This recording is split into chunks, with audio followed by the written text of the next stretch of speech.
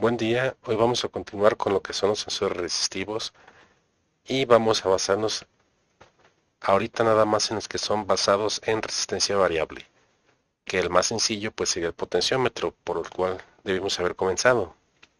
El potenciómetro, además de ser una resistencia variable que ustedes utilizan mucho en los circuitos, este es un elemento muy versátil porque además me sirve como sensor. Puede medir cambios de posición, por ejemplo, de posición distancia lineal, o también puede medir cambios angulares, o sea, puede medir ángulos. Yo puedo medir el ángulo en una circunferencia y por lo tanto también puedo configurarlo en función de una señal senoidal. Se le pueden dar muchas aplicaciones a este tipo de sensores, aunque es muy sencillo. Yo aquí puse dos ejemplos, una aplicación biomédica que también la pueden utilizar ustedes en una aplicación de robótica, que sería medir simplemente el ángulo de movimiento de un brazo, por ejemplo. Y pueden utilizar otras aplicaciones industriales o domésticas, como los, por ejemplo, el llenado de un tinaco. Tiene una cisterna con agua, ustedes van a llenar un tinaco, colocan un sensor de tipo un flotador, el cual está conectado a este potenciómetro que funciona como un transductor. Entonces, el ángulo que va formando el flotador me va a decir si está muy lleno el tinaco, si está vacío, en qué momento yo tengo que encender la bomba para llenarlo y cuándo debo de apagarlo. Entonces, tiene muchas aplicaciones, es muy versátil. Aquí la forma de determinar la resistencia de eh, de estos dispositivos es muy sencilla, es básicamente R0 sería un valor nominal de acuerdo al material que está hecho, pero básicamente ese RO sería o estaría dado por la resistividad del material y el área transversal. O sea, en otras palabras, pocas palabras, yo podría expresarlo de la siguiente manera. Lo voy a escribir aquí a un lado. Bueno, aquí tuve que abrir el documento en Word porque en PDF no me dejaba escribir sobre no me dejaba editar.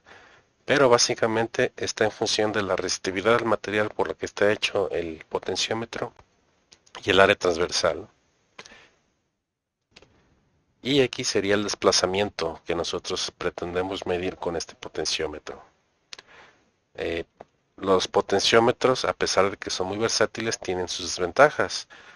Su principal desventaja es, como toda resistencia, que esta es afectada por temperatura, ya sea la temperatura del ambiente o la temperatura por autocalentamiento en el mismo circuito, ¿no? Por las limitaciones de potencia. Esto es cuando excedemos la potencia que ese potenciómetro puede disipar. Y si ha dado el caso, por ejemplo, yo creo que más de alguno le ha pasado, que ustedes alimentan ese potenciómetro, varían su resistencia, o sea, baja mucho la resistencia, y se comienza a quemar. ¿Por qué? Porque aparte requiere otras resistencias que lo complementen, ¿no? Para protección más que nada. En la ecuación número 2, pues ya se presenta un modelo para la resistencia del potenciómetro un poco más robusto, donde alfa es básicamente un coeficiente que tiene un valor de 0 a 1. Nada más si quise los debo ese dato, no encontré en qué se basan para determinar ese coeficiente. La forma en que van a acondicionar estos sensores, el potenciómetro, la más sencilla, pues básicamente sería utilizando un divisor de voltaje como el que se encuentra en la figura 1 en el inciso B, donde Rx sería el potenciómetro que ustedes van a estar variando y sería más que nada medir el voltaje que va variando de acuerdo a la variación de la resistencia. Y existe otro método que es muy parecido, en el cual es de doble lectura, donde ustedes van a estar leyendo simultáneamente las lecturas de ambas resistencias, o sea, de RP, que es una resistencia fija, y de mi potenciómetro, que es básicamente el mismo método, ¿no? funciona de la misma manera. Como yo estoy midiendo un voltaje, entonces ese voltaje simplemente se puede conectar directamente a un amplificador si es necesario y de ahí a mi microcontrolador o a un convertidor análogo digital para ser procesado posteriormente.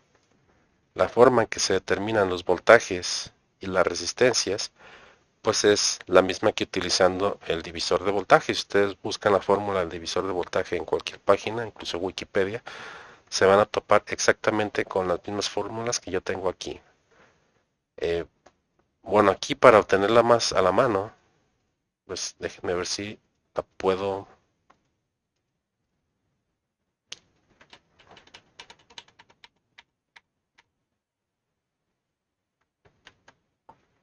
Si la puedo subir para que se vea más fácil.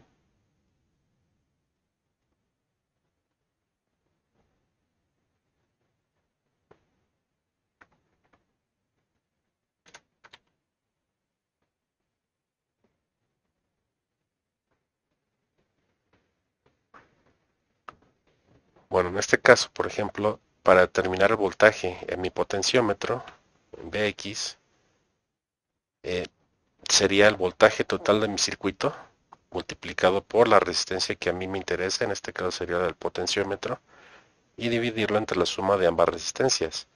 Para el método de doble lectura, prácticamente es lo mismo. Aquí determino el voltaje de ambas resistencias, Vp y Vx, que se encuentran aquí. Pero yo fácilmente puedo determinar simplemente Vx y restar el voltaje a la fuente de alimentación y obtengo Vp. Les digo que es básicamente el mismo método. Entonces, esa es una de las formas más sencillas. La otra manera de hacerlo es mediante un puente Wheatstone, que ustedes ya lo vieron también con anterioridad.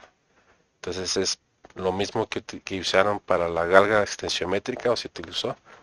Eh, Se hace el puente Wheatstone, se hace la configuración, se puede utilizar un solo potenciómetro o dos potenciómetros o los cuatro potenciómetros como ustedes quieran para hacer las mediciones, pero en este caso con uno es más que suficiente. Se balancea el circuito de tal manera que al centro yo tengo una lectura de 0 volts y a partir de las variaciones del potenciómetro, la resistencia, pues ya eh, se mide la lectura, los cambios de voltaje. Y eso obviamente pues se traduce mediante una ecuación, se